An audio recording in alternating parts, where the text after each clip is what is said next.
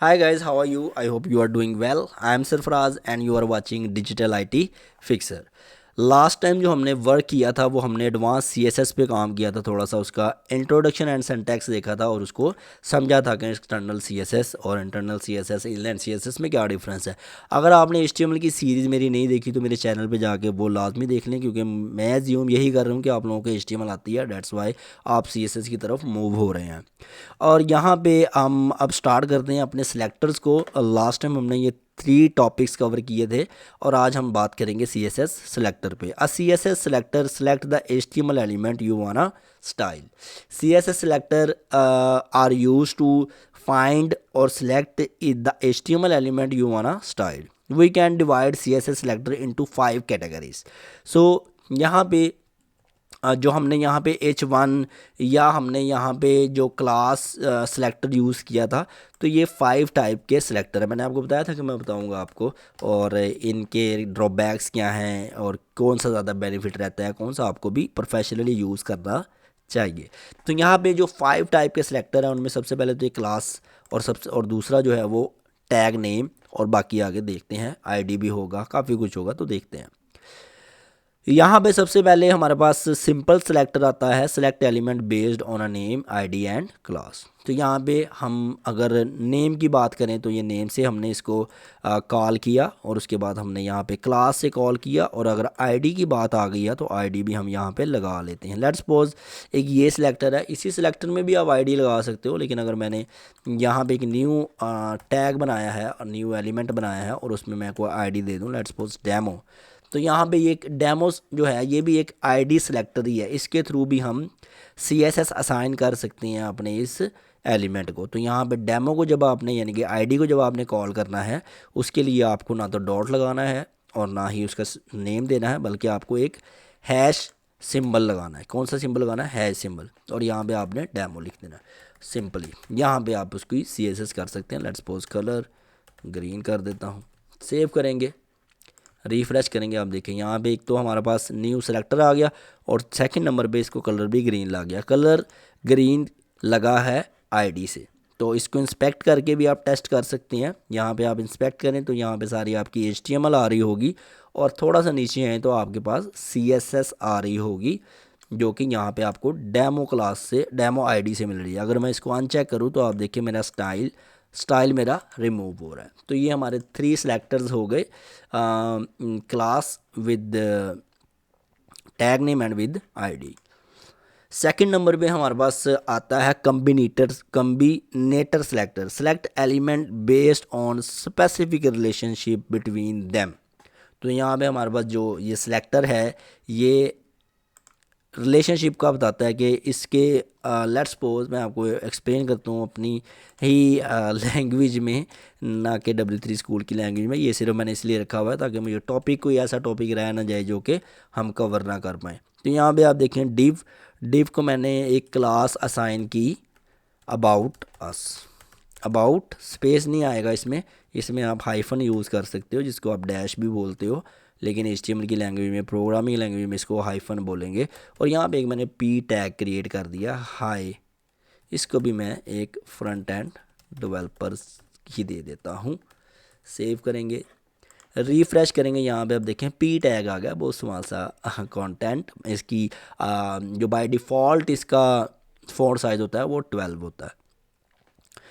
यहाँ पे अब आप देखें कि मेरे पास एक P और पड़ा है जो कि मैंने यहाँ पे क्रिएट किया, और इसको हम थोड़ा यहाँ पे बना लेते हैं। तो 2 P हो गए मेरे पास, एक तो ये P हो गया और एक ये P।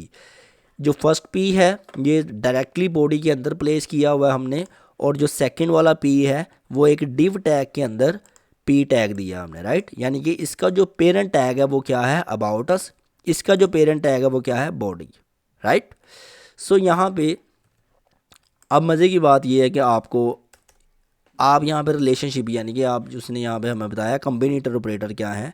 CSS selector, a combinator is something that explain the relationship between the selector.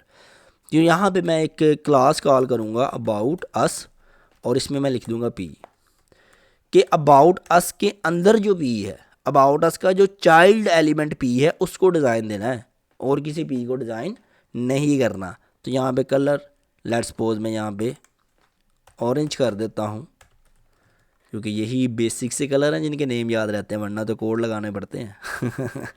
यहाँ पे आप देखें जो पी टैग है इसको डिज़ाइन इम्प्लीमेंट ही नहीं हुआ, और यहाँ पे देखें इसको डिज़ाइन इम्प्लीमेंट हो गया। क्यों? क्योंकि मैंने बता दिया उसको कि रिलेशनशिप क्या है इस पी का। इस पी, ये वाला पी अगर उसका पेरेंट अबाउट अस है तभी उसको ये कलर साइन हो। अगर मैं ये नहीं लगाता, पी लगा देता हूँ सिंपल, तो जितने भी पी हैं आपके पेज पे सब पे डिज़ाइन इम्प्लीमेंट हो जाएगा। तो यहाँ पे हमने बताया कि ऐसा पी जिसका पेरेंट क्या है अबाउट अस, या अबाउट अस का चाइल्ड जो पी है उसको ये कलर इम्प्लीमेंट हो। तो किसी भी तरीके से आप इसको पढ़ सकते हैं, कोड को समझ सकते हैं, ठीक है।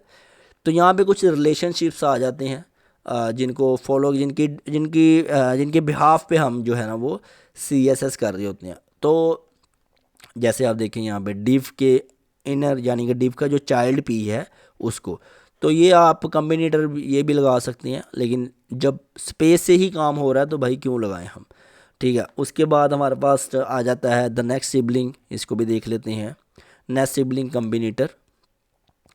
तो यहाँ पे देखें जो हमारी जो CSS है वो div प्लस p, ठीक है।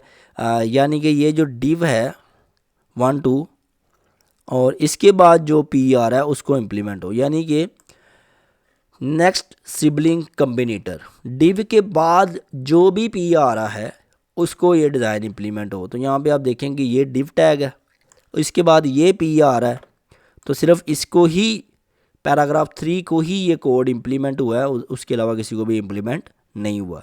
या आप देखें नीचे फिर एक डिव आया और उसके बाद 7 नंबर आ रहा है तो उसको ही इम्प्लीमेंट हुआ।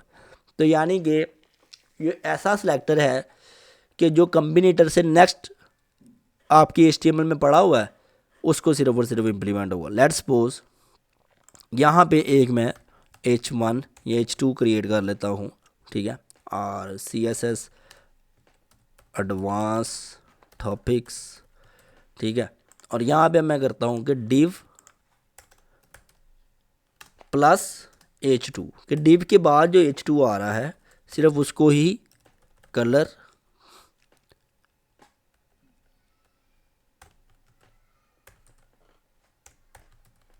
ब्लू वॉयलेट दो। सेव करेंगे, रिफ्रेश करेंगे, आप देखेंगे ये अब इसको ही इम्प्लीमेंट हुआ। अगर इसके बाद सॉरी और इससे पहले H2 आए तो किसी को भी डिज़ाइन इम्प्लीमेंट नहीं हो रहा। तो ये कम्बिनेटर क्या कर रहा है कि जो भी डिव के बाद आपके जितने भी डिव्स हैं उनके बाद अगर कोई नेक्स्ट यानी कि उनका कोई एलिमेंट H2 पड़ा तो उसको डिज़ाइन कर दो। तो ये कम्बिनेटर्स हैं जो कि बहुत हेल्पफुल रहेंगे आपके प्रोजेक्ट्स में। जब बहुत बड़ा प्रोजेक्ट बनाएंगे आप, बहुत डेफिनेटली हम इस सीरीज़ में प्रोजेक्ट्स बनाएंगे तो आपको बहुत कुछ सीखने को मिलेगा।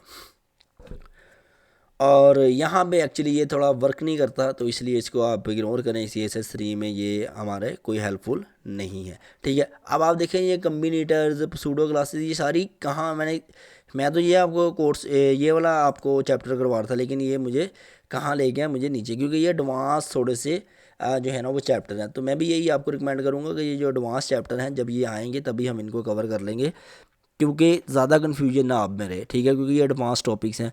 और उसके बाद हमारे पास पसीडो क्लासेस सिलेक्टर हैं, उसके बाद पसूडो एलिमेंट सिलेक्टर हैं, और उसके बाद एट्रीब्यूट सिलेक्टर है। तो अभी फ़िलहाल आपने जितना भी काम करना है वो आपने क्लासेस से करना है, आईडी से करना है या टैग नेम से करना है। उसके बाद ये जितने भी कम्बिनेटर सिलेक्टर हमने देख लिए हैं तो इनसे भी कर लें, बाकी जितने भी हैं वो हम लेटर ऑन करेंगे।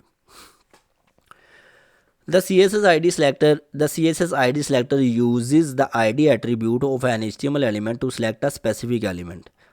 The ID of an element is unique within a page. So the ID selector is used select one unique element. Classes हम multiple sections को दे सकते हैं, let's suppose headings को दे सकते हैं, let's suppose हमारे पास lots of headings है तो उनको आप सेम क्लास दे सकते हैं, लेकिन ID जो है वो आपने यूनिक रखनी है हमेशा। लेट्स सपोज अगर H1 ये है, इसको डेमो आईडी दे दी तो नेक्स्ट को आपने डेमो 1 देना है, ताकि जावास्क्रिप्ट में जब आप आईडीज़ पे काम करें तो आपको प्रॉब्लम ना हो, ठीक है। आईडीज़ हमेशा यूनिक रहेगी आप एक ही एलिमेंट को आईडी दें तो बेटर है, स्टैंडर्ड है ये, डॉक्यूमेंटेशन यही कहती है।